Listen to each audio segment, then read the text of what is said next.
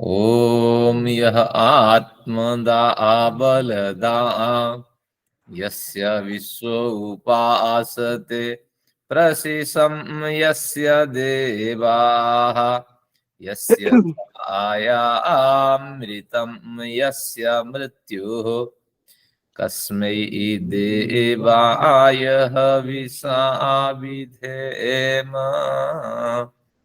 ओम शांति शांति शांति। सभी विद्वान और विदुषियों को नमन। उस ईश्वर का भी हम नमन करते हैं आज के मंगलाचरण में जिनका हमने स्मरण किया। क्यों न बीच बीच में मंगलाचरण में पढ़े हुए मंत्रों का अर्थ किया जाए। तो इस मंत्र का बड़ा प्यारा अर्थ है, एक बार सभी ध्यान रखें। जब जब आपको अवसर मिलता है, आपकी निद्रा भंग होती है, ऐसे ईश्वर का स्मरण करें। ये मंत्र तो आपको भूलना नहीं चाहिए अर्थ के साथ। यह आत्मदा बलदा, तो ये दा शब्द जो है इसके दो अर्थ होते हैं। एक अर्थ है जो परिशोधित करता है, निर्मल करता है, और अंतःकरण रूपी अंतःकरण में बैठे हुए जो गलत संस्कार है उनको हटाता है, और अंतःकरण के साथ जो पवित्र करता है। तो दा शब्द का ये अर्थ है, एक दा धातु से बनेगा, एक दैप धातु से भी दा बनता है। दैप यानी परिशोधन करना, दा धातु का मतलब देना। तो यह आत्मदा जो हमें आत्मा, हमारे लिए आत्मा को प्रदान करता है, यानी हमारे इस पार्थिव शरीर के लिए जो आत्मा का नियोजन करता है, संयोजन करता है कि इस शरीर में तुम जाओ, इस जाति में तुम जाओ, तो वही नियामक ईश्वर आत्मदा है। एक अर्थ इसका है। दूसरा इसका अर्थ है जो आत्मा को परिशोधित करता है। ईश्वर तो सबको जन्म देता है, लेकिन जो प्रयत्नशील व्यक्ति रहते हैं, जैसे आप सब जुड़े हुए हैं, हम सब जुड़े हुए हैं, निरंतर हम प्रयत्न करते हैं हमारे अंदर आई हुई जो गलतियां हैं वो दूर हो जाए। तो इसलिए ईश्वर का इसमें बल रहता है, पुरुषार्थ रहता है, उत्साह ईश्वर उत्पन्न करता है। हमारा बल पुरुषार्थ रहता है, ईश्वर उत्साह उत्पन्न करता है। तो इसलिए ईश्वर के उत्साह से हम परिशोधित करते हैं आत्मा को। तो उस उत्साह को भी हम निमित्त कारण मानते हैं, यानी जो हमारी आत्मा में जो बनी हुई जो मलिनता है उसको दूर कर जो निर्मल बनाने लगता है, तो उस ईश्वर का नाम आत्मदा है। तो आत्मदा के दो अर्थ है। जब जब आप पाठ करें कि मुझे इस शरीर में, इस परिवार में, इस प्रजाति में जन्म देने वाले है परमपिता, आपका धन्यवाद, आपका नमन है, और इस अब तक की यात्रा में मेरी आत्मा को परिशोधित करने वाले आपका भी है, आपका भी धन्यवाद है। तो इस तरह आत्मदा और बलदा जो शारीरिक और मानसिक बल प्रदान करता है, जिसके कारण हम यहाँ उपस्थित हो पा रहे हैं। तो इसलिए ऐसे सत्रों में, हजारों ऐसे सत्रों में हम उपस्थित होते हैं, तो इसलिए वो बलदा है। यस्य विश्व उपासते प्रशिसम, यस्य प्रशिसम विश्व उपासते, जिसकी प्रशासना, जिसकी शासन व्यवस्था, जिसकी नियम व्यवस्था विश्व जनाः उपासते, संपूर्ण विश्व के लोग जिसकी प्रशासना, जिसकी नियम व्यवस्था की उपासना करते हैं, यानी जिस नियम व्यवस्था की सराहना करते हैं, जिस नियम व्यवस्था के हिसाब से चलते हैं। देखिए हमारे बीच 2-4 दिन पहले रंजना माता जी थी और आज उसका शरीर शांत है। तो ईश्वर का धन्यवाद करने का अतिरिक्त कुछ नहीं है, क्योंकि उनकी व्यवस्था पे कोई उंगली उठा नहीं सकता, कब किसको लेना है, कब किसको जन्म देना है, तो ये सब उसी उन्हीं पे छोड़ दिया जाए। तो इसीलिए हम उपासना ही करते हैं उस ईश्वर की, तो जिसकी प्रशासना, जिसकी नियम व्यवस्था की सभी सराहना करते हैं, और मथानत पूर्वक सभी लोग जिसको स्वीकार करते हैं, उस ईश्वर के लिए धन्यवाद। यस्य छायामृतम यस्य मृत्यु, जिसकी छाया, जिसका आश्रय, जिसकी ओर झुकना ही अमृत है, यानी स्वर्ग मुक्ति आदि लोगों का कारण है। स्वर्ग यानी विशेष सुख, इस जन्म से जो सुख हमें नहीं मिल पाए उससे भी बेहतरीन सुख हुआ हमें इस जन्म से भी बेहतरीन सुख देने वाले हैं। तो इसलिए जो जो आध्यात्मिक यात्राएं हमारी रुकी हुई है तो उसकी भी वो पूर्ति करने वाले हैं, और केवल हमें उनकी ओर झुकना है। और फिर क्या कहता है कि यस्य मृत्यु, और जिसकी अछाया, जिससे थोड़ा सा विलग होने से निश्चित रूप मुक्ति आदि मृत्यु आदि दुखों का कारण है, तो वो न बने। हम निश्चित रूप से ईश्वर की ओर झुकें, हमारा पूरा प्रयत्न रहे कि हमारे जीवन के जो भाग है अभी जब से ज्ञान हुआ है उसका ज्यादा से ज्यादा भाग ईश्वर चिंतन में व्यतीत हो। तो यस्य छायामृतम यस्य मृत्यु, जिसकी आश्रय ही मुक्ति सुखादिदायक है, और जिसकी जिसकी छाया, जिसकी अछाया ही मृत्यु आदि दुखदायक है। तो ऐसे जो ईश्वर है, कस्मै देवाय हविषा विधेम, क यानी सुख, तो सुख देने वाले, निरंतर सुख देने वाले प्रयत्नशील उस ईश्वर के लिए हविषा विधेम, हवि के द्वारा, हवि का हम विधान करते हैं, यानी उसका लाक्षणिक अर्थ है उस ईश्वर के लिए, सुखदायी उस ईश्वर के लिए हम नमन निवेदित करते हैं। तो वास्तविक रूप से उस ईश्वर का धन्यवाद करते हुए आज का सत्र शुरू करते हैं। पूर्व प्रकरण में हमने बहुत कुछ अध्ययन किया था, और बजाज साहब तो कह रहे थे मेरा दिल खुश हो गया, तो इसलिए बजाज साहब आज आधे घंटे पहले आए उनका धन्यवाद। तो पिछले में हमने क्या अध्ययन किया था? बीतराग जन्मा दर्शनात्, ये सूत्र भी याद रखिए, बीच बीच में आप इसका भी पाठ करते रहिए, कुछ ऐसे आपके अंदर होना चाहिए। बीतराग जन्मा दर्शनात्, बीतराग जन्म अदर्शनात्, इस तरह तोड़कर भी याद रख सकते हैं। निश्चित रूप से जो जब हम बीतराग होंगे तो हमारा जन्म नहीं होगा, तो रागों को हमें हटाना पड़ेगा। राग यानी आसक्ति, तो काम की ओर आसक्ति हो, अर्थ की ओर आसक्ति हो, परिवार की ओर आसक्ति हो, धन संपदा की ओर आसक्ति हो, भोजन की ओर आसक्ति हो, तो धीरे धीरे हम अपने आसक्ति को कम करते जाएं, कम करते जाएं। सारा कुछ एक व्यक्ति के सौंप दें, कब शरीर शांत हो जाए और आपके लिए दो शब्द उनको न बोलना पड़े, तो सब कुछ बिल्कुल पटरी में लगा करके आप तैयार रहिए और उस ईश्वर की प्रतीक्षा करें कब वो आपके पास विशेष संदेश भेजते हैं। तो इस तरह हमारी यात्रा होनी चाहिए। अब बीत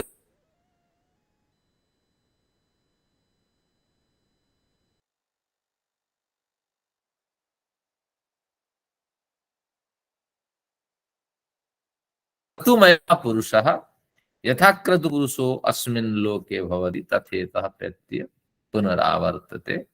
तो कुछ ये इंटरनेट कर गया था, फिर आ गया।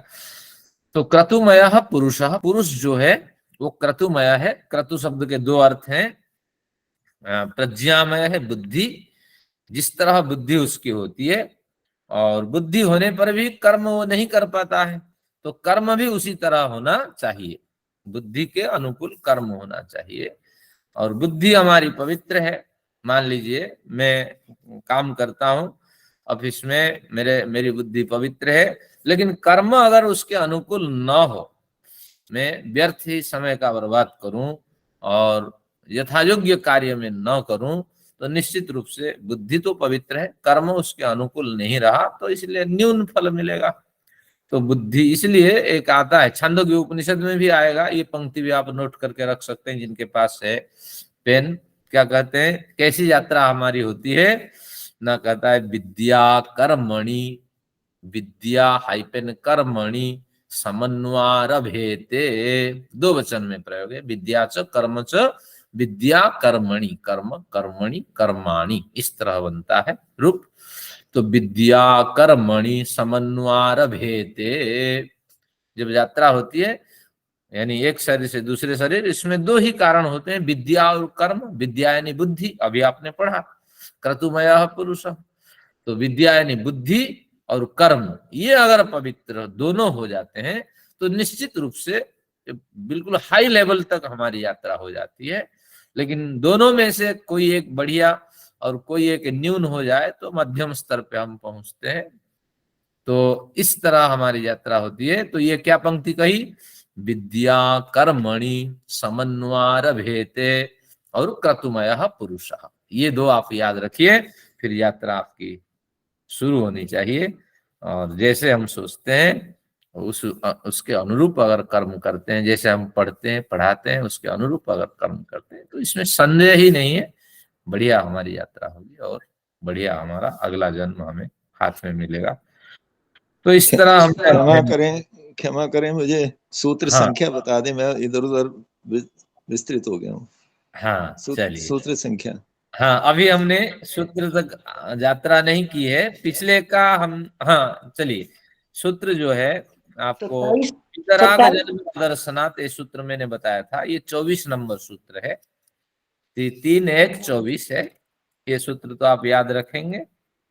और फिर पिछली कक्षा में हमने जो सीट भेजी थी उसमें ये मिलेगा, क्रतुमय पुरुष वाला। हाँ ये जो ठीक है जी, ठीक। हाँ अब आज जो अध्ययन हम करेंगे ये 27 नंबर सूत्र से, 27 नंबर सूत्र पे पहुंचेंगे। चलिए, कुछ बढ़िया रंजना माता जी के कारण हमें कुछ बढ़िया बिंदु स्मरण हुए, तो अब देखते हैं 27 नंबर पॉइंट पे चलते हैं।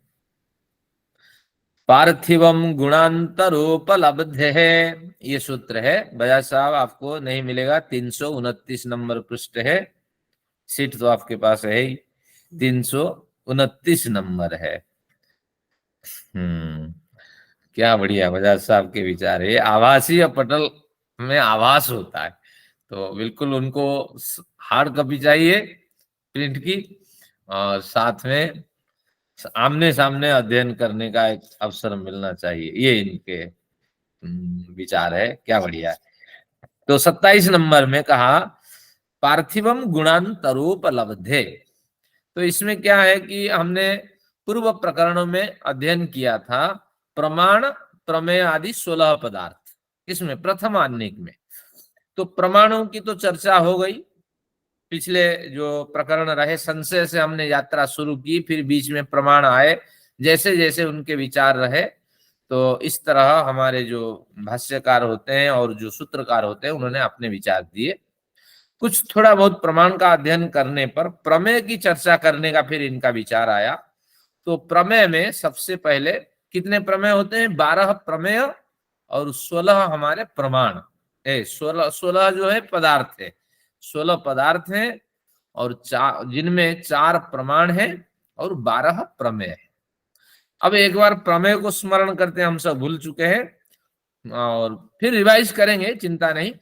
अब प्रमाण तो आप जानते हैं, प्रत्यक्ष, अनुमान, उपमान और शब्द, ये 4 प्रमाण हैं, और प्रमाण के द्वारा 12 प्रमेय को हम जानते हैं। तो प्रमेय बार क्या क्या है 12 देखते हैं। सबसे पहले क्या है? आत्मा। अभी आत्मा का हमने अध्ययन किया, कैसी यात्राएं होती है। आखिर में हमने कहा पहुंचा? विद्या कर्मणि समन्वय, इस तरह वहां तक पहुंचा।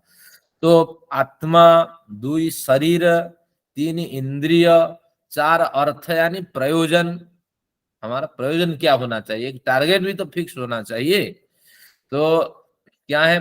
आत्मा, शरीर, इंद्रिय, अर्थ, इंद्रियार्थ, बुद्धि, मनः, प्रवृत्ति, दोष, प्रत्यभाव, फल, दुख और अपवर्ग, ये सब आप पढ़ रखे हैं, केवल विस्मरण हो गया आपको, लंबी यात्रा हुई ना। एक बार फिर, आत्मा, शरीर, इंद्रिय, अर्थ, आत्मा, शरीर, इंद्रिय, अर्थ, बुद्धि, मनः, प्रवृत्ति, दोष, प्रत्यभाव, प्रत्यभाव यानी कैसे हमारी यात्रा होती है, कैसे फिर हम शरीर में आते हैं, फल, प्रत्यभाव के बाद फल, जाति और निग्रह। तो इस तरह ये जो हमारी यात्रा है, ये 12 प्रमेय, 4 प्रमाणों से हम 12 प्रमेय को जानते हैं, यही न्याय शास्त्र का विषय है। तो इसमें आत्मा के बारे में हमने जो कुछ अध्ययन किया, आपके साथ सीट है, कोई चिंता की बात नहीं है, उसको आप देख लेंगे, नहीं तो आखिर में सबको एक पीडीएफ बना करके मैं उपलब्ध कराऊंगा बीच बीच में। पहले तो बताया फल के बाद दुख और अपवर्ग, हाँ और बाद में बताया जाति और निग्रह। हाँ कुछ त्रुटि हुई होगी मेरे से। आत्मा, शरीर, इंद्रियार्थ, बुद्धि, मन, प्रवृत्ति, दोष, प्रत्यभाव, फल, दुख और अपवर्ग, फल के बाद गलत कहा, दुख और अपवर्ग। हाँ, तो जाति और ये मेरे निग्रह से नहीं है, त्रुटि हुई है। जाति और निग्रह एक बार फिर, आत्मा शरीर इंद्रिय अर्थ, आत्मा शरीर इंद्रियार्थ बुद्धि मन प्रवृत्ति दोष प्रत्यभाव फल दुख और अपवर्ग, फल के बाद दुख और अपवर्ग। हाँ, तो जाति निग्रह ये उसका घुस गया किसमें, जो 16 पदार्थों का। तो दुख और अपवर्ग संशोधन कर दीजिए। फिर एक बार कहते हैं, आत्मा शरीर इंद्रिय अर्थ बुद्धि मन प्रवृत्ति दोष प्रत्यभाव फल दुखापवर्गास्तु प्रमेयम। अब कहेंगे कहां पर ये सूत्र हमने पढ़ा था, फिर बता देता हूं, क्योंकि जब तक आपको विषय का ज्ञान न हो ना मजा नहीं आएगा। अच्छा, ये आपको 9 नंबर सूत्र है, प्रथम आनिक, प्रथम अध्याय 9 नंबर सूत्र है। एक बार फिर निकाल के जिनके पास देखिए, मेरे पास जो पुस्तक है उसमें 42 पेज है। इसमें लिखा है, आत्मा शरीरेन्द्रियार्थ बुद्धि मन प्रवृत्ति दोष प्रत्यभाव फल दुखापवर्गास्तु प्रमेयम।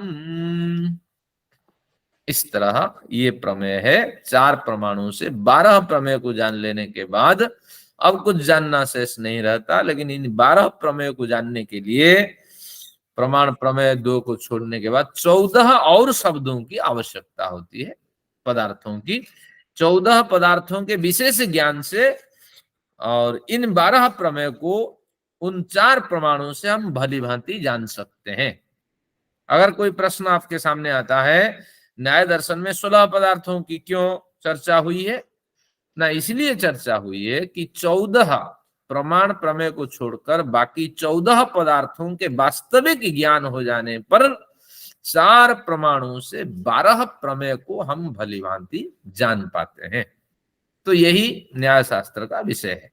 तो आत्मा के बारे में उन्होंने थोड़ा कुछ पहले बताया था और फिर कुछ परीक्षा प्रकरण में हमें बताया। तो अब आत्मा 1 है या 2 है या 5 है, 10 है, कितने हैं? अगर हम कहेंगे तो आत्मा असंख्य है, क्योंकि प्रत्येक शरीर में एक एक आत्मा है। तो इसलिए आत्मा की असंख्यता यहाँ पुष्ट होती है। जब सांख्य हमने पढ़ा था तो उस समय उनका ज्ञान हुआ था हमें, और इसलिए ये आत्मा, लेकिन आत्मा जब प्रलय काल की स्थिति होती है, ये आत्मा धीरे धीरे समेट जाती है, निराकार होती है। तो इसलिए सुई के अग्रभाग में जितना स्पेस होता है तो उतनी स्पेस में भी सारी आत्माएं निवास कर सकती हैं, क्योंकि ये निराकार होते हैं, उनको स्पेस चाहिए होता ही नहीं है। और हमारा जो स्पेस है, उस स्पेस रूपी काल्पनिक जाल में ये आत्माएं आती नहीं है, उससे भी और अधिक सूक्ष्म है। तो इस तरह कुछ चर्चा वेदांत दर्शन के भाष्यकार करेंगे और वेदांत दर्शन के सूत्र में इसकी होगी। एक मिनट, एक बात पूछ लूं सर जी? अवश्य अवश्य। 9वें में लिखा हुआ है, एक विनाशे द्वितीय विनाशा त्रैत्वम। चलिए, तो आपके कुछ सूत्र आगे पीछे हैं, आप इसको देखिए, आगे पीछे थोड़ा देखिए, कहीं 2-4 सूत्र का फर्क हो सकता है जी। तो आप्तोपदेश शब्द यहां से ढूंढिए, 7 नंबर से ढूंढिए। आप्तोपदेश शब्द ये हमारे 7 नंबर पे है। 8 में द्विविधा दृष्टा दृष्टार्थत्वात्, फिर आत्मा शरीर इंद्रियार्थ, ये मिल जाएंगे, कोई व्यस्त होने की आवश्यकता। पेज 21 है जी, आत्मा शरीर इंद्रियार्थ। वेद बहन जी पेज 21। हाँ, 21 नंबर भी देखिए कहीं। जी जी जी, वो प्रथम वाले में होगा, प्रथम भाग में होगा, प्रथम पाद है, प्रथम आनिक है, प्रथम अध्याय है। ठीक है, तो आत्मा के बारे में हमें पर्याप्त ज्ञान हो गया। और फिर पिछले प्रकरण में मैंने आत्मा के बारे में भी कुछ बीच बीच में बताता रहा। आत्मा जो होती है 3 होती है, एक बद्धात्मा, एक अनुसयी आत्मा और एक मुक्तात्मा। और मुक्तात्मा कभी जन्म नहीं लेती हैं। कई बार आवेश में हम कह देते हैं ये तो मुक्तात्मा है, लेकिन ऐसी शब्दावली का प्रयोग न करने के लिए हमें शास्त्र में निर्देश दिया है। और पुण्यात्मा कह सकते हैं, पवित्र आत्मा कह सकते हैं, लेकिन मुक्तात्मा तो हमारे परिभाषा से बाहर है। तो इस तरह आपको समझना है। चलिए आत्मा के बारे में सर धीरे जी, धीरे मुझे और एक अधिक बात समझ नहीं आई हम्म कि जैसे हम कहते हैं कि प्रलय अवस्था में सब ऐसे हो जाता है, ऐसे हो जाता है, अगर वो प्रलय अवस्था अब जो चल रही है, इसका मतलब प्रलय अवस्था आंशिक रूप से हर वक्त चल रही है। नहीं, प्रलय अवस्था के 3 परिभाषा है प्रलय अवस्था की। जी एक दैनिक प्रलय है, जब हम प्रलय यानी लय यानी समाप्त, और प्रलय भली भांति समाप्त की स्थिति जब प्राप्त होती है, तो दैनिक प्रलय में जब हम सो जाते हैं, निश्चेष्ट हो जाते हैं, ये एक जी दैनिक प्रलय है। और एक खंड प्रलय होता है, जब मीटराइड एस्टेरॉइड की मार होती है या धरती में कोई बड़ा हलचल होता है, भूचाल और तूफान आदि आते हैं, उसको कहते हैं खंड प्रलय। जी, जैसे सुनामी। हाँ, नहीं, कई तरह के हो सकते हैं। खंड प्रलय का भी कई भेद होंगे। कम विनाश हुआ तो लघु खंड प्रलय, महाखंड प्रलय, तो इस तरह खंड जोड़ता जाएगा उसमें। तो ये है एक तो दैनिक प्रलय है जो है, और एक खंड प्रलय है, और एक महाप्रलय है। महाप्रलय में ये जो ग्रह नक्षत्र, ये जो महाकाश की संरचना, कहीं कभी तो इसका विनाश होता होगा। हाँ, तो ये एक बड़े लंबे समय के बाद इसका विनाश होता है। तो ये सारे पिंड अपने जो पार्थिव स्वरूप है उसको छोड़ देते हैं, सब निराकार अवस्था को प्राप्त कर जाते हैं, तो इसको कहते हैं महाप्रलय। तो इस तरह एक खंड प्रलय है, एक दैनिक प्रलय है, और एक महाप्रलय है। तो इस तरह धन्यवाद सर जी। हाँ, जब हम प्रलय की बात करते हैं, महाप्रलय की बात करते हैं यहाँ। चलिए, और हम तो कभी ईश्वर में मिल नहीं पाएंगे, लेकिन क्योंकि हम स्थूल है, ईश्वर बड़े सूक्ष्म है। आत्मा जब 3 नंबर थे, इनमें 2 बद्धात्मा मुक्तात्मा एक छूट गई। हाँ, आत्मा 3 है, बद्धात्मा, अनुसयी आत्मा। हाँ, अनुसयी। जब तक कुछ कारण से ईश्वर रोकता है हमें कि अभी रुक जाओ, अभी माँ बाप आने वाले हैं, तो उसी में डालूंगा, तो तुम्हारे जितने कर्म गलत हुए हैं वो सारा फल एक साथ दिलवाऊंगा, या आपके हाँ, ईश्वर रोक करके रखता है। हम भूत प्रेत नहीं बनते, ध्यान रखना। तो फिर ईश्वर रोक के रखता है कि अगले माँ बाप आएंगे तो एक ही बार आपको मुक्ति की ओर बढ़ना है, तो थोड़े रोक करके वो रखता है। मतलब 2 स्थिति में जन्म होता है, वृद्धात्मा और अनुसय में। हाँ, मुक्तात्मा का नहीं होता। मुक्तात्मा तो हमारी पहुंच से बाहर है। चलिए, धन्यवाद। अब देखते हैं 27 नंबर सूत्र, फिर आ जाइए। तीसरा अध्याय है, प्रथम आन्निक के 27 नंबर सूत्र हमारे हैं। आपके आगे पीछे हो सकते हैं, ये आगे तो पार्थिव गुणांतर। हाँ, बिल्कुल। यहाँ से शरीर की चर्चा होगी, और 27 से 31 तक शरीर तक हमारी यात्रा होगी। तो शरीर क्या है? अब पिछले प्रकरण में, प्रथम आन्निक में हमने पढ़ा था चेष्टा चेष्टेन्द्रियार्थाश्रयम शरीरम। पिछले प्रकरण में ये सूत्र एक पढ़ा था, चेष्टेन्द्रियार्थाश्रयम शरीरम। चेष्टा, इंद्रिय और अर्थों का जो आश्रय है वो शरीर है। चेष्टा हमारा जो प्रयत्न होता है, और प्रयत्न ज्ञान के आधार पे होता है। हमारे पास जैसा ज्ञान होता है, उस ज्ञान को हमने सब कुछ मान लिया, उसी के आधार पे सुख को ढूंढते हैं, दुख को ढूंढते हैं। तो इसलिए ज्ञान से सुख दुख की उत्पत्ति, और सुख दुख के कारण प्रयत्न की ओर आते हैं। तो इसलिए तो कहा क्या, सुख दुख प्रयत्न, इच्छा द्वेष प्रयत्न, सुख दुख ज्ञानानि आत्मनो लिंगम। हमने आत्मा की परिभाषा में पढ़ा था, आत्मा में 6 तरह के स्वभाव होते हैं, 6 तरह के स्वरूप दिखाई पड़ते हैं, 6 तरह के आत्मा है। इस तरह 6 तरह की अनुभूति होती है। इच्छा द्वेष प्रयत्न, ये 3 है। सुख दुख ज्ञानानि, तो इच्छा होती है, द्वेष होता है, प्रयत्न होता है, इच्छा द्वेष प्रयत्न, सुख दुख ज्ञान। तो इसको थोड़ा व्यवस्थित अगर कर दें तो सबसे ऊपर रख दीजिए ज्ञान। अगर सबसे ऊपर ज्ञान है तो सुख दुख ये दोनों ओर रख दीजिए, तो ऊपर रहा ज्ञान, दोनों रहे सुख दुख, और सुख दुख के प्रयत्न से इच्छा द्वेष और प्रयत्न। तो प्रयत्न ज्ञान ये दोनों बराबर में है 90 डिग्री में, और बीच में है सुख और दुख। ज्ञान जैसे होगा तो जैसा ज्ञान होगा ऐसे उसको विपरीत वस्तु में भी सुख दिखाई पड़ेगा और अच्छी वस्तु में भी सुख दिखाई पड़ेगा। ज्ञान प्रमुख है तो ज्ञान के हिसाब से सुख दुख की अनुभूति होती है। फिर इस सुख को प्राप्त करने के लिए प्रयत्न होता है, द्वेष को छोड़ने के लिए इच्छा होती है, द्वेष को छोड़ने के लिए इच्छा होती है, और फिर द्वेष को छोड़ने के लिए हमारा क्या होता है, इच्छा द्वेष उत्पन्न होता है। तो इसलिए ज्ञान दुख द्वेष, ज्ञान इच्छा, ज्ञान सुख और इच्छा, फिर इस हिसाब से नीचे है प्रयत्न। तो वही आते हैं चेष्टा, चेष्टा यानी प्रयत्न, ज्ञान के आधार पे प्रयत्न होता है। इंद्रिय और अर्थों का आश्रय, इंद्रिय जो 10 इंद्रियां हमारी है और फिर अंतःकरण की 4 जो अंत इंद्रियां हैं।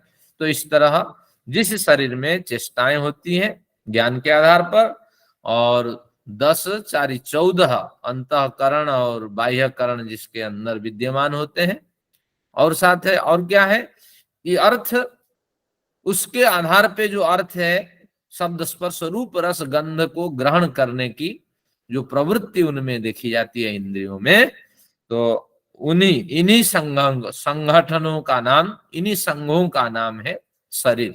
इस तरह हमने पढ़ा था प्रथम प्रकरण में।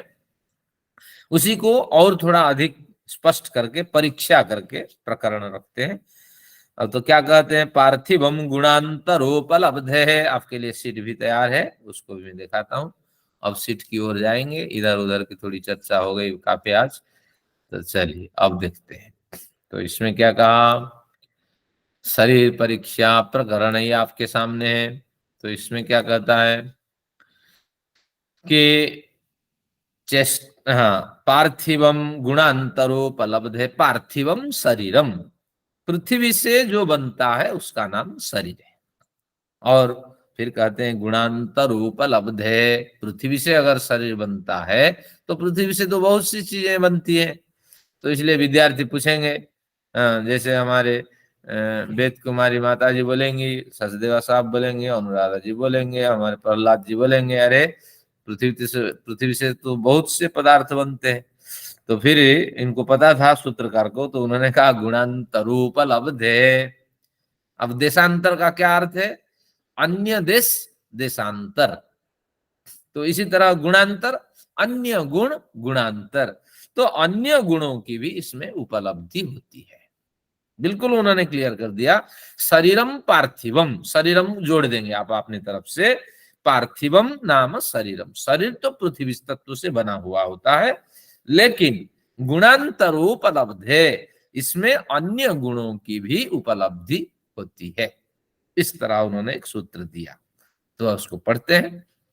क्या पार्थिवम शरीरम क्यों कहा, जब 5 भूतों से शरीर बनता है तो पार्थिवम शरीरम क्यों कह दिया, शरीर को पार्थिव क्यों किया, इसके पीछे बड़े तर्क होते हैं, वो और प्रमाण देंगे। प्राणी मात्र का शरीर मुख्य रूप से पृथ्वी तत्व से बना है, मुख्य रूप से पृथ्वी तत्व है। यानी अगर 100% हम 5 भूतों को मानेंगे तो निश्चित रूप से 50% तो पृथ्वी तत्व का होना चाहिए, लेकिन ये कोई जरूरी नहीं है। जितने अन्य तत्वों का सम्मिश्रण है तो उन सभी तत्वों की तुलना में पृथ्वी तत्व अधिक है, ये इसका कथन है। 50 कोई नाप करके थोड़ी शरीर को बनाता है। आपके पास इक्खू है, ईख जो आप खाते हैं, तो उसमें पृथ्वी तत्व तो है, लेकिन इसमें देखा जाए तो 5 भूत समान रूप में नहीं है, इसमें ज्यादातर रस विद्यमान है, जल तत्वों की मात्रा अन्य 4 तत्वों से थोड़ा अधिक है। तो निश्चित रूप से इस तरह आपको अनुमान लगाना पड़ेगा कि अन्य जो 4 भूत है, 4 भूतों का स्वरूप है, न्यून अधिक मात्रा में हो सकते हैं, लेकिन अगर तुलना की जाए तो 4 जो अभी तत्व विद्यमान नहीं है इस पृथ्वी पार्थिव शरीर में, तो उन 4 तत्वों की तुलना में पृथ्वी तत्व इसमें अधिक है, ये इसका कथन है। अब देखते हैं, पार्थिवम का मतलब बिल्कुल है अधिक पृथ्वी तत्व से ये शरीर बना है। अन्य भूतों के गुणों की भी उपलब्धि इसमें होती है। सूत्र का भावार्थ है। अर्थ तो यहाँ दे रखा है, इसको लिखने की आवश्यकता नहीं है। जब इसको छापेंगे अर्थ और यहाँ से उसको टाइपराइटर को बोलेंगे वो टाइप कर देगा। अब देखते हैं पृथ्वी तत्व से बने, भाष्यकार क्या विचार देते हैं। पृथ्वी तत्व से बने इस शरीर में पृथ्वी तत्व का गुण गंध, वो सुगंध भी हो सकता है, दुर्गंध भी हो सकता है, अपने उपादान कारण के साथ अधिक मात्रा में उपलब्ध होती है। यानी यहाँ पृथ्वी तत्व का गुण क्या है? प्रकरण का कोई दूसरा बुक है? प्रकरण का मतलब सेक्शन है। हाँ, सेक्शन है प्रकरण का मतलब। ठीक है, तो इसमें ये कहना चाहते हैं कि पृथ्वी का जो गुण है वो गंध गुण है। तो गंध सुगंध भी हो सकता है, दुर्गंध भी हो सकता है। गुण यानी हमारे अंदर, हमारा एक शरीर है, हमारे अंदर भी अनेक गुण होते हैं। सौगुण है, सौशील्य है, वात्सल्य है, दया, क्षमा, दाक्षिण्य, सत्य। तो इस तरह गुण हमारे पूरक होते हैं और हमारे जो क्वालिटी होती है। तो पृथ्वी में एक स्पेशल क्वालिटी है, गंध है। कोई भी पदार्थ यहाँ विद्यमान है तो ये दो गंधों के अंदर आने वाला होता है पदार्थ, सुगंध और दुर्गंध।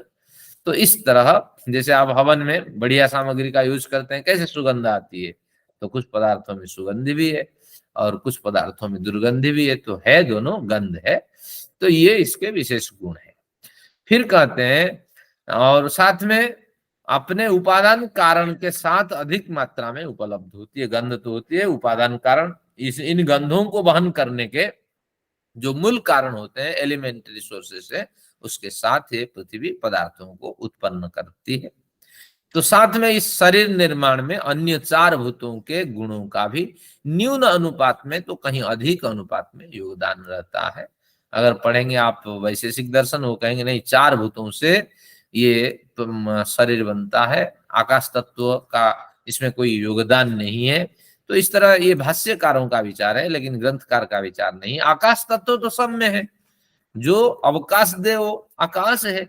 स्वयं ही आकाश हमें अवकाश दे रहा है इस पिंड को इधर उधर हिलने डुलने के लिए, और इसके जर्रे जर्रे में खून दौड़ रहा है, तो बीच में स्पेस है ही, प्रवेश किया हुआ है। तो कर्णाकाश है, मुखाकाश है, रक्ताकाश है, स्नायु आकाश है। ऐसी कोई जगह नहीं जहां आकाश तत्व की विद्यमानता, मौजूदगी न हो। तो इस तरह इसको आप मानना चाहिए। लेकिन कई भाष्यकार इस तरह गलत इसका जो अर्थ निकालते हैं कि चार तत्वों की बात करता है, पांचवा तत्व है ही नहीं, ऐसा नहीं है। आकाश तत्व का न कथन होने पर भी उसका हमेशा अनुप्रवेश है। हम तो आकाश में ही रहते हैं। एक वेद में मंत्र आता है, क्या मंत्र आता है? अमंतवो मामत उपक्षियन्ते, अमंतवो न मानने वाले, मंतु मानने वाला, अमंतवो मामत उपक्षियन्ते ते अमंतवः माम उपक्षियन्ते। क्षय धातु का अर्थ निवास। वो न मानने वाले, मुझे न मानने वाले मेरे ही आश्रय में रह करके ऐसे बोला करते हैं। क्योंकि ईश्वर की गोद में हम बैठे हुए हैं, ये आकाश ही ईश्वर की गोद में है, तो इसलिए सबको धारण करने वाला वही ईश्वर, और उसी की गोद में बैठ करके अज्ञानतावश क्या कहते हैं, अरे ईश्वर ईश्वर कुछ नहीं है, राम काल्पनिक है और कृष्ण क्या है, ये एक ऐतिहासिक पुरुष नहीं है, ऐसा ही एक जाल है। तो इस तरह ये बात करने वाले हैं। तो इसलिए अब क्या कहा, साथ में शरीर निर्माण में अन्य चार भूतों के गुणों का कहीं न्यून अनुपात में तो कहीं अधिक अनुपात में। ये न्यून अधिक समझ लेना, कुछ क्षीरदार वृक्ष होते हैं तो उसमें ज्यादा जलीय अंश दिखाई पड़ता है, और कुछ अग्नि प्रधान होते हैं, समी आदि वृक्ष होते हैं, उसमें ज्यादा अग्नि के गुण दिखाई पड़ते हैं। तो इस तरह बड़े पदार्थ होते हैं। आगे और अधिक करेगा, सोने चांदी की भी बात होगी, तो इसमें फिर कैसे पृथ्वी के गुण दिखाई पड़ेंगे, तो इसकी भी चर्चा होगी, आगे सूत्र का सब करेंगे क्लियर। बस इस सूत्र में हमने इतना पढ़ा, शरीरम पार्थिवम, ज्यादातर पृथ्वी के गुणों से शरीर का निर्माण होता है। गुण और उसके साथ उपादान कारणों को धारण कर यह शरीर पृथ्वी में विद्यमान होता है, अन्य गुणों का भी इसमें सामंजस्य रहता है। तो इस तरह इस सूत्र का ये अभिप्राय रहा। अब पूर्व पक्षी ने अपने विचार रखा। क्या विचार रखा? कहा, देखिए सूत्र पढ़िए, अगला सूत्र 28, पार्थिवाप्य तैजसम तद्गुणोपलब्धे है।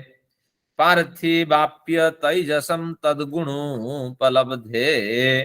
पार्थिव आप्य तैजस, इसमें क्या है, संस्कृत का शब्द होता है, थोड़ा तोड़ मरोड़ करके लिखने में उनको बड़ा मजा लगता है। जैसे आध्यात्मिक शब्द चलता है, उसमें उसका अर्थ क्या है? आत्मिक, आत्मा से जिसका संबंध है, अधिआत्मिक से काम चल सकता था। आत्मा को अधिकृत करके जो ज्ञान दिया जाता है, आत्मा को घेरा बना करके जो ज्ञान उपलब्ध कराया जाता है कि आत्मा का कैसे जन्म होता है, आत्मा की कैसे यात्रा होती है, आत्मा को कैसे कर्म करना है, उसका नाम अधिआत्मिक होना चाहिए। लेकिन संस्कृत वाले क्या करते हैं, और आ जोड़ देते हैं, औ की जगह आध्यात्मिक। तो इस तरह यहाँ कहा पृथ्वी से काम चल सकता था, तो कहा पार्थिव, पृथ्वी को वृद्धि करके पार्थिव बना दिया। तेजस से काम चल सकता था, उसको भी वृद्धि कर दी, तेजस। तो आप से भी काम चल सकता था, आप्य। तो क्या बना? पृथ्वी से संबंधित, आप्य यानी जल से संबंधित, तेज से संबंधित जो गुण है तदगुण उपलब्ध है। इन्हीं तीनों गुणों का ही, तीनों गुणों की उपलब्धि होती है। आप कहते हैं 5 भूतों से शरीर बना है, हम नहीं मानते हैं। विशेष रूप से 3 गुण दिखाई पड़ते हैं, क्योंकि पृथ्वी अंश कुछ यहीं जल जाता है, मिट्टी में मिल जाता है, और जलीय अंश कुछ जो बाष्प होकर उड़ जाता है, और तेजस अंश उसको जलाने के लिए कुछ उपादान कारण के रूप में तेज इसके अंदर प्रवेश करके उसको जला देता है। तेज को उभारने के लिए कुछ उपादान कारण होते हैं, तभी तो शरीर जलता है। तो यही 3 गुण तो शरीर में दिखाई पड़ते हैं। तो आप क्यों मानते हो भैया 5 भूतों से शरीर का निर्माण हुआ है? हम मानने के लिए तैयार नहीं। तो पूर्व पक्षी ने अपने विचार रखा, कोई पूर्व पक्षी नहीं, हमारे सूत्रकार स्वयं कहते हैं, अगर इस तरह विचार उठे कि प्राणी मात्र का शरीर पृथ्वी, जल और तेज, अग्नि रूपी तीनों भूतों से बना है, इस तरह अगर विचार उठे तो क्या समाधान दोगे? हमारे लिए प्रश्न रख रहे हैं। और इसीलिए इस शरीर के तीनों भूतों के गुण, जो गंध दिखाई पड़ती है, गिलापन दिखाई पड़ता है, और उष्णता भी दिखाई पड़ता है, तो यही तो प्राप्त होते हैं, 5 भूतों से शरीर बना है। हम इसको मानने के लिए तैयार नहीं है, और पृथ्वी का अधिक अंश इसमें विद्यमान होता है, आपने जो कहा, हम उसको मानने के लिए तैयार नहीं है। फिर कहा, जहाँ तेजस का अर्थ अग्नि लेंगे? हाँ, अग्नि लेंगे जी। क्या कहा है पूर्व पक्षी ने, कौन से एलिमेंट्स माने हैं? कहे 3 एलिमेंट्स हम मानते हैं, जो आपने। तेज और अग्नि तो एक ही हो गए दोनों। हाँ, कहीं बोलने में मेरी जल, त्रुटि हुई। तेज और जल, अग्नि। जल, जल, कहीं बोलने में मेरी त्रुटि हुई। जल और अग्नि की बात है, योग जल और दर्शन अग्नि। में, आचार्य जी, योग दर्शन के कैवल्य पाद में भी तो यही सूत्र आया, हाँ, परिणाम। पूर्व पक्षी ने विचार रखा, फिर समाधान किया। बिल्कुल मैडम जी इसका अध्ययन कर रही हैं, आपका धन्यवाद। चलिए, तो इसमें यही कहा। आचार्य जी, मैं भी कुछ पूछना हाँ, चाहता हूँ। अवश्य अवश्य विचार रखें। मुझे याद है कि एक बार ये बात हुई थी कि अन्य लोकों में भी ये जो है शरीर हैं, और यहाँ तक के शायद आपने ही कहा था कि सूर्य में भी शायद शरीर हैं। हाँ, तो यहाँ पर इसी के वात्स्यायन भाष्य में आपे तेजस्वायवानी लोकांतरे शरीराणी, ऐसा कुछ लिखा है ना हाँ, भाष्य बिल्कुल, में? हाँ, बिल्कुल यही लिखा है। हाँ, तो इसका एग्जैक्ट क्या अर्थ है, थोड़ा सा बताएंगे? मैं क्लियर कर देता हूं, बहुत बढ़िया विचार है। इसमें सामान्य विचार है, इसमें पार्थिवम शरीर कहकर उन्होंने क्लियर कर दिया कि जिस भूत में, 5 भूतों में से जिस भूत का पिंड होगा, वो जिस भूत का पिंड होगा उस भूत के ज्यादातर गुण उसमें रहेंगे। बाकी जो 4 भूत उसमें समाहित रहेंगे, लेकिन न्यून और अधिक मात्रा में। अगर जैसे बजाज साहब का की थ्योरी है, सोलेंट थ्योरी, बजाज साहब यही ना, सोलेंट थ्योरी आपकी ना, कि सूर्य में भी कुछ प्राणी हो सकते हैं। तो अगर सोलेंट वहां में मिल जाते हैं, तो वहां सूर्य के जो गुण है, जो हाइड्रोजन है, हीलियम है, तो ये गुण अधिक मात्रा में उसमें विद्यमान होंगे, बाकी 4 भूतों के कुछ ना कुछ उसमें प्रभाव रहेगा। न्यून और अधिक मात्रा में 4 भूतों के प्रभाव होते हैं, लेकिन ज्यादातर प्रभाव सोलेंट में होंगे। इस तरह वायवीय जो परमाणु है, वायवीय जो पिंड है, तो उसमें भी इस तरह व्यवस्था है, जल में भी वही व्यवस्था है। तो इस आचार्य तरह जी, शंका, आचार्य एक बात शंका और उठती है हाँ जा कि सकती आकाश तो सब है, हम लोग समान रहेगा सब में, हाँ बिल्कुल। तो उसका तो न्यून अधिक हो ही नहीं सकता आकाश का, हाँ आकाश का वो ना, तो एक आकाश का कॉमन है ही बिल्कुल है। आपने और अधिक क्लियर किया। आकाश का न्यूनाधिक हो नहीं सकता, हो आकाश नहीं तो सकता। सब में समान रूप में व्याप्त है। बिल्कुल। तो इसलिए तो वेदांत दर्शन में प्रथम आनिक में प्रथम पाद में वो क्लियर कर दिया कि जो महाकाश दिखाई पड़ता है वही तो ईश्वर है। यदेरम आकाशम न स्यात् को वाहन्यात्, इस तरह एक सूत्र आता है। अगर आकाश नहीं होता तो सारा व्यवहार ही नहीं होता। यही आकाश को तो मैं ईश्वर मानता हूँ, जो प्रलय में भी नाश नहीं होता है। इस तरह चलिए, बढ़िया विचार आपने दिया और इसमें संशोधन करेंगे। आचार्य ये जी, पूर्व पक्षी का एक बार फिर से बता दीजिए, उसने क्या कहा है, पॉइंट क्या है उसका? हाँ कुछ सचदेवा साहब को सुन लेते हैं। हाँ कुछ विचार था। ऐसा सूर्य तो जाने की कोई अभी तक कुछ हो नहीं सकता जाने का, और वहां पता भी नहीं लग सकता कि वहां पर कोई जीव वहां रह सकते हैं या नहीं रह सकते। लेकिन चंद्रमा पर हमारे लोग गए भी हैं, वहां ढूंढने की भी कोशिश की है कि कोई जीव ऐसी धरती पे रह सकता है कि नहीं रह सकता है चंद्रमा पे। हाँ अभी कुछ नहीं पता लगा कि कोई जीव वहां रहता भी है, चाहे चाहे किसी फॉर्म में ऑर्गेनिज्म में हो या किसी में हो, कोई ऐसा जीव वहां अभी तक नहीं पता लगा। हाँ तो बिल्कुल। ये जो है ना, मुझे तो लगता है कि ये थ्योरेटिकली बात लगती है, पता नहीं ये कैसे इसको कैसे हम माने, हमें समझ नहीं आती माने कैसे। अब आपको और अधिक क्लियर करते हैं। ये शरीर से आपको भ्रांति हुई है, मैं समझ गया आपका अभिप्राय। ये जो शरीर की बात कर रहे हैं, ये क्या प्राणी शरीर की बात केवल नहीं है। इसमें जहां भी पिंड मिले, तो वो पिंड मिला अगर ठोस है तो वो पार्थिव पिंड है, तो वहां भी पार्थिव पिंड में ज्यादातर पृथ्वी का अंश रहेगा। तो ये इनका कथन है। लेकिन जहां मिल जाए, हमें प्राणी शरीर मिल जाए, तो वहां तो अलग बात होगी, पार्थिवम शरीरम नहीं होगा। वहां उस जिस भूत में ये पिंड मिलेंगे तो उस भूत का नामकरण उस हिसाब से होगा। तो लेकिन यहाँ जो अभिप्राय है पार्थिवम शरीरम का, यहाँ पार्थिवम शरीरम पिंडम च, इस तरह 2 अर्थ यहाँ लगाना पड़ेगा। तो जिस लोक में भी पिंड मिल गया, जो भी पदार्थ मिला, उस लोक के हिसाब से हम उसका वर्गीकरण करेंगे। तो उस लोक का 50% मान के चलिए, इसको पंचीकरण कहते हैं वेदांत दर्शन के हिसाब से। तो 50 अंश उसका अपना है, बाकी 4 भूतों का न्यूनाधिक सम्मिश्रण है। लेकिन यहाँ हमारे प्रहलाद जी ने और अधिक क्लियर कर दिया, तो 4 भूत नहीं 3 भूतों का न्यूनाधिक सम्मिश्रण है। आकाश तो समान रूप में परिव्याप्त है। इस तरह प्राण शरीरों की बात नहीं है। जैसे पृथ्वी है, उसको भी हम शरीर ही कह देंगे। हाँ पृथ्वी है, एक पिंड है, ये भी हाँ, पृथ्वी 5 भूतों वाली है, उसको हाँ, ये बोल रहे हैं। हाँ ऐसे ये भी है। चंद्रमा की जो पृथ्वी है, हाँ, वो भी भूतों वाली है, उसमें हाँ अलग अलग मिश्रण हो सकता है, प्रोपोर्शन अलग अलग हो सकता है। नहीं, जहां भी ठोसपन है वो पार्थिव पिंड है। हाँ वही मतलब वो चंद्रमा भी पृथ्वी में आएगा, मंगल भी पृथ्वी में आएगा, जिनमें ये नहीं है, तेजस्क्रियता नहीं है, जी। केवल ठोस अवस्था है जिनमें। हम्म।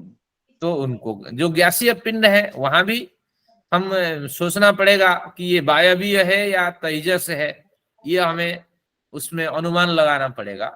तो आचार्य जी, इसमें एक और एक्सप्लेनेशन बनती है। हाँ जब हम चंद्र आदि ग्रहों की बात करते हैं, तो जो चंद्र लोक है वो चंद्र ग्रह से अलग चीज है, जिसको हम कंफ्यूज होकर चंद्रमा समझ लेते हैं। उस लोक में प्राणी अवश्य हो सकते हैं। नहीं, वो तो अलग है। चंदी आह्लादे, एक आह्लादमय लोक को चंद्रलोक कहा गया है, लेकिन हाँ, ये चंद्रमा से मतलब नहीं है। हाँ जी, हाँ जी। हाँ वो छंदोग्य उपनिषद आता है कि चंद्रलोक में भी रहता है, हाँ, फिर बादल में जाता है। तो यहाँ आह्लादमय लोक कुछ समय आनंदमय लोक में गुजरता है, कर्म अच्छे होते हैं, तो इस तरह आनंद की अनुभूति उस आत्मा को होती है। ये कुछ कहना है। आचार्य जी, तो आचार्य जी जैसे फिश है, जलीय है, तो उसमें जल का 50% होगा एलिमेंट। हाँ बिल्कुल, 50 तो नहीं कह सकते, एक अनुमान। मेजर पार्ट फिर जल का हाँ, होगा उसमें, मेजर उसकी पार्ट बॉडी उसमें में, जल का है। उसके शरीर में। हाँ, बाकी पृथ्वी के तत्व तो दिखाई पड़ते हैं। और जो पक्षी है तो उसमें वायु का मेजर पार्ट होगा। कुछ पार्ट वायु के अधिक हाँ होंगे, लेकिन है तो पार्थिव है वो, उसका पिंड तो पार्थिव है, लेकिन वायु के एलिमेंट उसमें भी कुछ ज्यादा है, बाकी दो भूतों से। हाँ, कुछ सचदेवा साहब कह रहे थे। आचार्य जी, जो ये सूत्र है, इसमें इसका जो भाष्य का पहला पहला जो शब्द है वो है तत्र मानुषम शरीरम पार्थिवम। तो मनुष्य शरीर की बात हो रही है यहाँ पर। हाँ, पिंड की बात हो रही, लेकिन इसमें क्या है, भाष्यकार अपने विचार रख रहे हैं, सूत्रकार का कोई विचार नहीं। हाँ, सूत्रकार पार्थिवम गुणांतरो लब्धे, बस। हाँ जो बिल्कुल, चीज है उसका गुण जो है वो उसमें पार्थिव में आ जाएगा। हाँ। तो इसमें क्या होता है कि भाष्यकार को हम वो स्थान नहीं देते हैं जो सूत्रकार को देते हैं। तो सूत्रकार मुक्तात्मा के स्तर में आने वाले होते हैं, मुक्तात्मा पुण्यात्मा के स्तर में आने वाले होते हैं, और जो भाष्यकार होते हैं तो निश्चित रूप से हम लोगों से वो 100 कदम आगे हैं, तो है अच्छे भाष्यकार। तो आपकी रुचि है तो इसी सूत्र को पढ़ लेते हैं आज, तो आपको एक। पूर्व पक्षी ने क्या कहा है वो मुझे अभी क्लियर नहीं हुआ। पूर्व पक्षी का प्रश्न क्या है उनका? एक बार देखिए 27 नंबर सूत्र फिर, पार्थिवम। तो पार्थिवम का अर्थ है कि पृथ्वी से जिसका संबंध है वह शरीर है, तो पार्थिवम शरीरम, ये इसका अर्थ है। शरीर जो है पृथ्वी तत्व से बना, और गुणांतरोपलब्ध है, अन्य गुणों की भी इसमें अन्य गुणों का भी इसमें सम्मिश्रण दिखाई पड़ता है। तो फिर हमने संगति बैठाई कि अन्य गुणों का सम्मिश्रण इसमें कैसे हो, तो संगति बैठाई। बाकी दूसरे जो दर्शन शास्त्र के आधार पे तो मेजर पार्ट इसमें जो है पृथ्वी का है, बाकी जो 4 भूत है उनमें आकाश को हम थोड़ा अभी छोड़ देते हैं, बाकी जो 3 भूत विद्यमान रहे उनकी न्यूनाधिक इसमें सम्मिश्रण हो सकता है। और जो आकाश है वो पूर्ण रूप में परिव्याप्त है, वो आकाशी महाकाशी ईश्वर है, इसमें संदेह ही नहीं है, जब वेदांत दर्शन ने क्लियर कर दिया है। अब आते हैं 28 नंबर पे, एक प्रश्न उठ के खड़ा हुआ कि पार्थिवम तैजसम तद्गुणोपलब्धे। हमें तो 3 गुण ही यहाँ उपलब्ध होते हैं पृथ्वी में, तो 3 गुण जब हमें उपलब्ध होते हैं तो आप 5 गुण भूतों वाली 5 गुणों वाली पृथ्वी 5 गुणों वाला पिंड शरीर आदि क्यों कहते हैं कि जो भी पिंड यहाँ मिले, जो भी शरीर मिले, ये 5 गुणों से युक्त है। 5 गुण यानी शब्द स्पर्श रूप रस गंध, और इनके महाभूतों से इनका निर्माण हुआ है, आप क्यों कहते हैं? 3 ही यहाँ हमें गुण दिखाई पड़ते हैं। तो क्या क्या गुण दिखाई पड़ते हैं ना? पार्थिवम पृथ्वी के गुण दिखाई पड़ता है गंध, और आप्य जल के गुण दिखाई पड़ता है, इसमें जल का रस, और तेजस तेज का गुण दिखाई पड़ता है, यहाँ तेज का गुण रूप है। तो गंध रस और रूप ये तीनों ही यहाँ दिखाई पड़ते हैं, और वायु दिखाई नहीं पड़ती है, और साथ में आकाश तो पहुंच से परे है। तो ये 2 गुण दिखाई नहीं पड़ते, 3 गुण हम कहते हैं। इस संसार में जो भी पिंड मिलता है हमारे पृथ्वी में वो इन 3 गुणों वाले हैं। 3 गुणों वाला शरीर कहिए, 3 गुणों वाला पिंड कहिए, कुछ भी उठाइए, ये 3 गुण उसमें सक्रिय रूप में दिखाई पड़ते हैं। जो नहीं दिखाई पड़ते उनको क्यों माने, ये इनका प्रश्न रहा। अगर रुचि रखते हैं तो ये नहीं, कोई खास नहीं है, इसको हिंदी से पढ़ लेंगे, क्यों इसको पढ़ेंगे? आप रुचि रखते हैं सचदेवा साहब ये संस्कृत पंक्तियां पढ़ें। चलिए आज विषय कवर करते हैं। 29 नंबर पे आ जाइए। फिर एक प्रश्न उठा मन में, किनके? सूत्रकार के। यहाँ कोई पूर्व पक्षी नहीं है, बिल्कुल मस्तिष्क क्लियर करके चलिए। और इसको समझाने के लिए जैसे व्यास ने पात्र बनाया, किसको बनाया? संजय को बनाया, फिर धृतराष्ट्र को बनाया, ये 2 पात्र हो गए। फिर उनके मन नहीं भरा तो फिर क्या बनाया? कृष्ण को बनाया, फिर अर्जुन को बनाया। स्कंद वाले लड़ने के लिए तैयार हो गए, हमारे भगवान ने उपदेश दिया। तो इस तरह हम भी बना देते हैं। पूर्व पक्षी ने फिर प्रश्न उठाया, निश्वासोच्छ्वासोपलब्धेश्चातुर्भौतिकम, नहीं, 4 भूतों से शरीर बना है, आप 3 भूत क्यों कहते हैं? अगर कुछ लोग कहें नहीं 4 भूतों से बनता है, तो क्या प्रमाण है 4 भूत? न निश्वासोच्छ्वासोपलब्धे, जो सांस आप लेते हैं मुंह के सामने हाथ रखिए, कुछ सांसों की अनुभूति होती है या नहीं? निश्वास और उच्छ्वास, जो आप ग्रहण करते हैं वो निश्वास है, और जो छोड़ते हैं वो उच्छ्वास है। तो इसलिए निश्वास और प्रश्वास के कारण निश्चित रूप से हमें कुछ अनुभव होता है वायु का, जो अनुभव में आते हैं, तो बस इन 4 भूतों से बना है। तो किन किन 4 भूत हैं? पृथ्वी, जल, तेज और वायु, इन 4 भूतों से इस शरीर का निर्माण हुआ है। तो इस तरह पूर्व पक्षी ने 2 विचार रख दिए। फिर विचार आया सूत्रकार के मन में, फिर उन्होंने एक पूर्व पक्षी को और बना दिया। क्या कहा? गंध क्लेद पाक व्यूहावकाशदानेभ्यः पांचभौतिकम। कहा, कौन कहता है 3 भूतों से शरीर का निर्माण हुआ है, 4 भूतों से शरीर का निर्माण है? तो 5 भूतों से शरीर का निर्माण है। ऐसा कोई जगह नहीं है जहां आकाश न हो। आकाश का क्या अर्थ है? जो सबको अवकाश प्रदान करे वो आकाश है। और वैशेषिक दर्शन ने क्या कहा? क्या बढ़िया परिभाषा वैशेषिक की कि प्रवेशनम निष्क्रमणमिति आकाशस्य लिंगम, प्रवेशनम निष्क्रमणमिति आकाशस्य लिंगम, जिसमें सभी भूत प्रवेश कर जाते हैं और जिससे सभी भूतों का निर्माण होता है, निकलते हैं, तो वही आकाश है। हम मर के कहाँ जाएंगे? हमारे इंजीनियर साहब बताइए, कहाँ जाएंगे? आकाश में। और हम कहाँ से आते हैं? ये आकाश को ही जानना चाहिए। भैया साहब, आपके स्पेस थ्योरी क्या है, इसको हमें पढ़ना चाहिए। जब हमारा शास्त्र ही कहता है हमारा सारा जो कार्य है, हमारी सारी गतिविधियां आकाश में होती है, वो आकाश क्या है? बढ़िया। तो अब कहा, जब आकाश सब जगह है तो क्या क्या? गंध, ये आकाश नहीं हुआ। हाँ, ये हमारा आकाश नहीं है, वो तो महाकाश की बात कर रहे हैं। जिस समय सभी पिंडों को जो अवकाश देता है, ये तो भूताकाश है। तो अब गंध, ये पृथ्वी में गंध किसका गुण है? पृथ्वी का।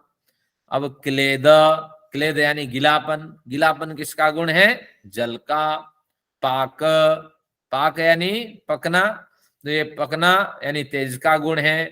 व्यूह यानी एक वस्तु एक जगह से दूसरी जगह जाना, दूसरी जगह से फिर अपने मूल जगह पे आना, तो ये जो क्रिया है इसको व्यूह कहते हैं, ये वायु का गुण है।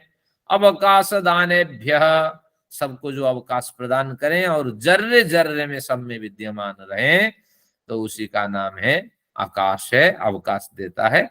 तो इस तरह इन पदार्थों को दान करने के कारण, गंध क्लेद पाक व्यूह अवकाश दानेभ्य, इन पदार्थों को दान करने के कारण पांचभौतिकम, ये शरीर 5 भूतों वाला है, क्योंकि शरीर के माध्यम से इन पदार्थों का ज्ञान होता है, व इन पदार्थों से शरीर का निर्माण होता है।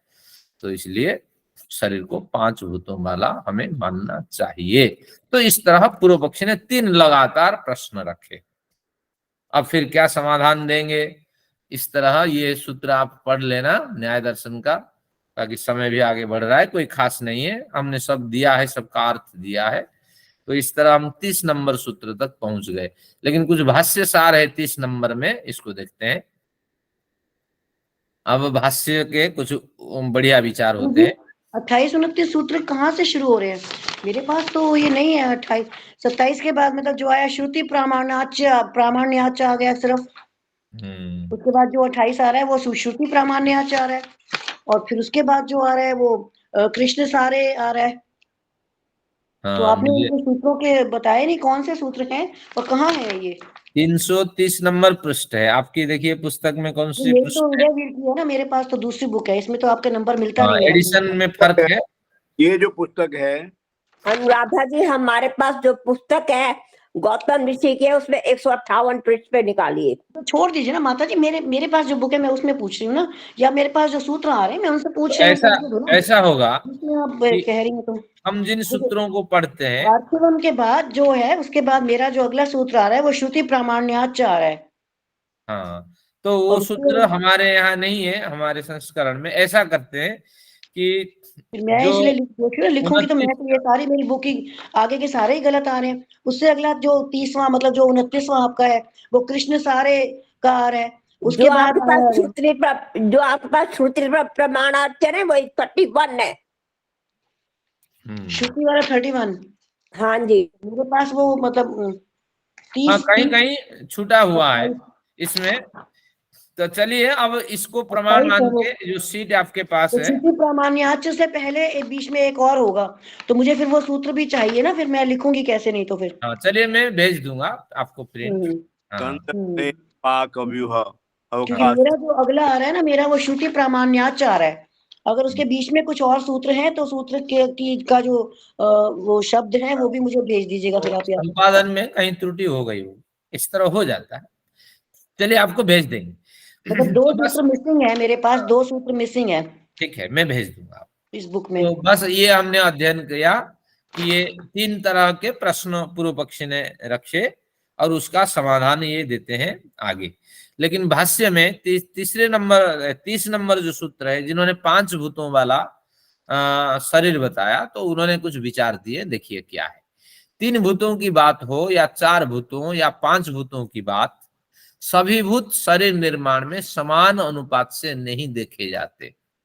ये बात समझिए कि बारीकी से उन्होंने समझा दिया कि भले ही 5 भूत माने, 3 भूत माने, 4 भूत माने, इसमें कोई विवाद का विषय नहीं है। और जहां 3 माना गया, 4 अनुप्रविष्ट है, यानी उसके पीछे प्रवेश है, वो दिखते नहीं है। जहां 4 माना गया, बाकी एक भूत अनुप्रविष्ट है। जहां 5 माना गया, बिल्कुल आपने सही दृष्टि से इसको देखा है। लेकिन ये 4 भूत समान अनुपात में नहीं होते हैं। उसका बढ़िया उदाहरण, सब्जी बनाते वक्त अगर समान अनुपात में सब्जियां, मसाले, नमक, पानी, तेल आदि डाल दिया जाए तो जिस प्रकार सब्जी स्वादिष्ट और ग्रहणीय नहीं बन पाती है, उसी प्रकार समान अनुपात से 5 भूतों के मिलन से प्राणी शरीर का किसी भी पिंड का निर्माण नहीं हो सकता। कभी समान अनुपात में आप बनाए हैं खाना, आपका ये तो कभी बन ही नहीं सकता, संभावना से बाहर है। तो इस तरह आपको ये समझना चाहिए। मेरा भी अनुभव है कि मैंने भी एक्सपेरिमेंट करता रहा। जब खाना बनाने का मुझे कभी अवसर मिला, मेस में रहा, तो करेले के साथ क्यों ये टमाटर नहीं डाला जाता है, इसको भी मैंने एक्सपेरिमेंट करके देखा। बड़ा परेशान रहा, कोई सक्सेस नहीं हुआ। तो इस तरह कुछ पका ही नहीं। तो फिर कुछ कुछ ज्ञान इस तरह होता रहा, मैं भी करता रहा जब समय मिला मेरे पास। चलिए धन्यवाद। अब देखते हैं कि अतः वह शरीरादि पिंड जिस भूत का है, उसी भूत का गुण उपादान कारण के साथ अधिकाधिक मात्रा में उस पिंड में विद्यमान रहता है। यहाँ हमारे भाष्यकार ने खोल दिया। बाकी सभी 4 भूतों के गुण उस शरीर या पिंड में न्यूनाधिक मात्रा में अवश्य रहते ही हैं, भले ही वो लोहा, शीशा, स्वर्ण, हीरा, पारद, मिट्टी का तेल क्यों न हो।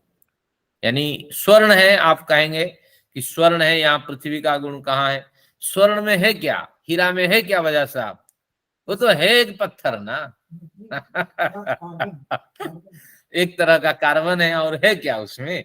भले ही उसके दाम बड़े हैं, ये हीरा व्यापारी कहलाए, लेकिन है ये पृथ्वी में मिलने वाला एक क्या कार्बन है, या उसको कहे पत्थर है। तो इसलिए आप भली भांति समझ लें कि इसमें पृथ्वी के गुण मेजर पार्ट में है, बाकी सभी भूतों का इसमें सम्मिश्रण है, यही है।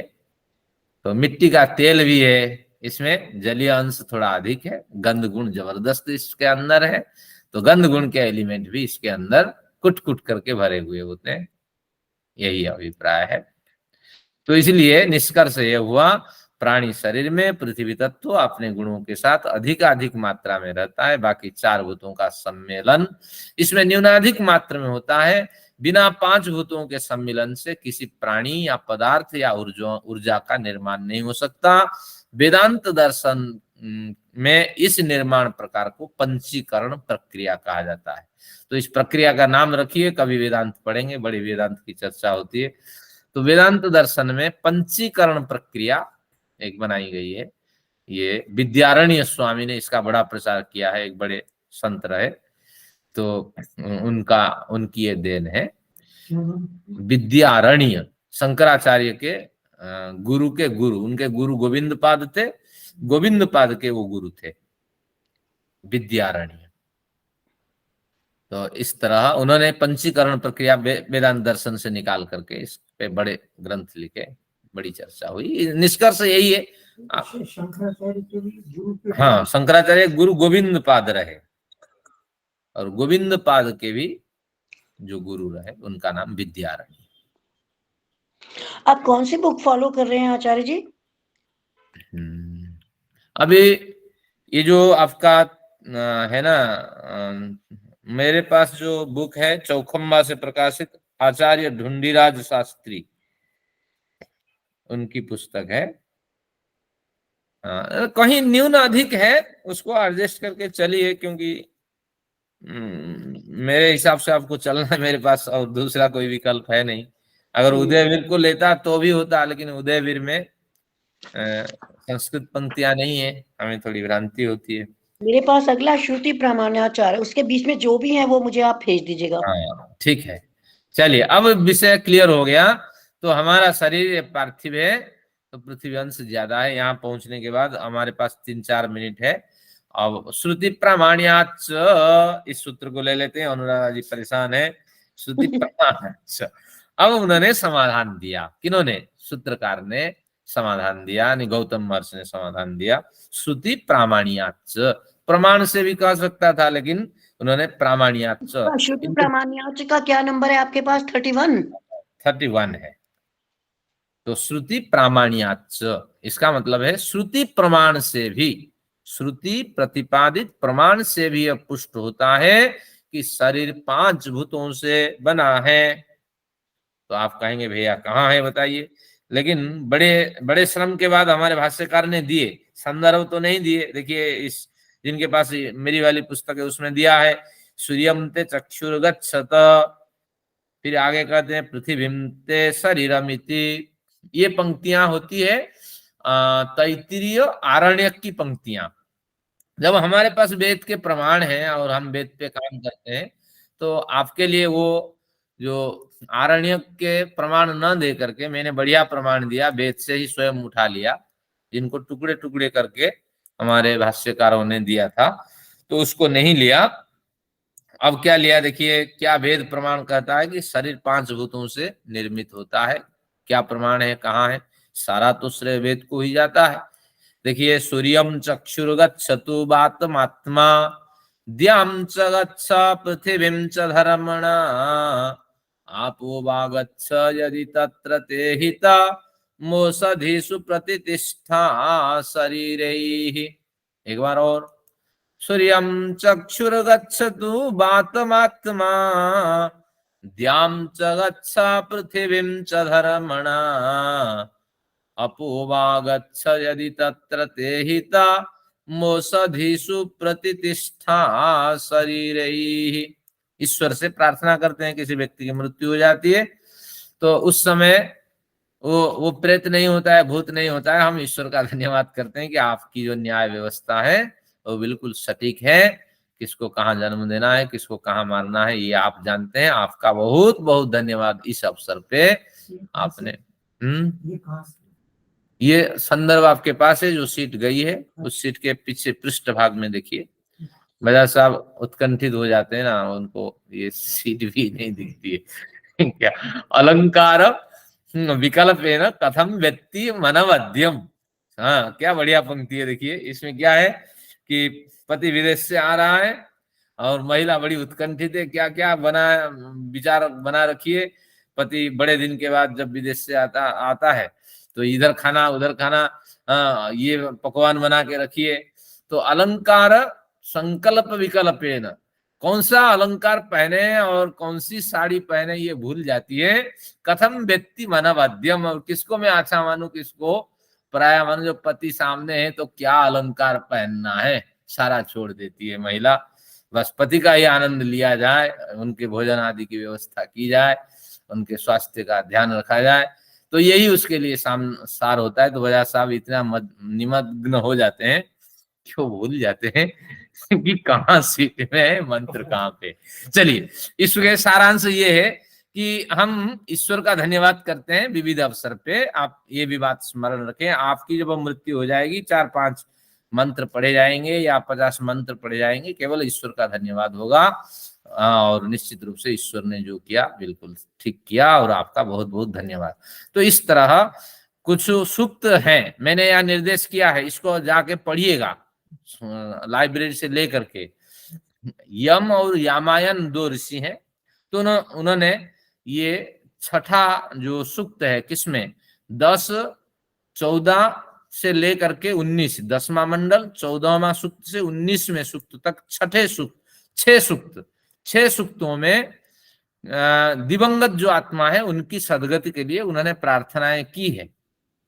कुछ विद्वान होते हैं बस यही दैनिक हवन करके चल देते हैं, महर्षि ने जो विधान किया है, लेकिन कुछ उनको भी जानकारी होनी चाहिए, कुछ विशेष हवन होना चाहिए इस अवसर पे।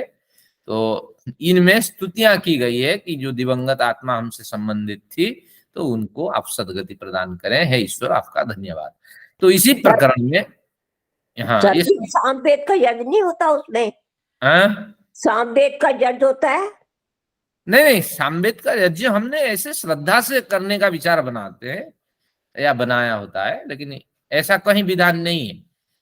और ये जो सूक्तों का पाठ है ऐसा भी विधान नहीं है, लेकिन श्रद्धा से इन 6 सूक्तों का पाठ करना चाहिए। देखिए, अगर आपके पास हो तो हमें भी भेज देना। हाँ ठीक है, कोई बात नहीं, मैं भेजूंगा। एक तो 4 अंतःकरण का और ये 6 सूक्तों का मैं PDF बना के भेजता हूँ। देखिए, इसका अर्थ है सूर्यम चक्षुर्गच्छतु, हे ईश्वर आपकी कृपा से ये मृत जीवात्मा के जो स्थूल शरीर था वहां से आंख की ज्योति निकल करके सूर्य को प्राप्त हो जाए। सूर्य का मतलब है जो तेज है, तेज में विलीन हो जाए।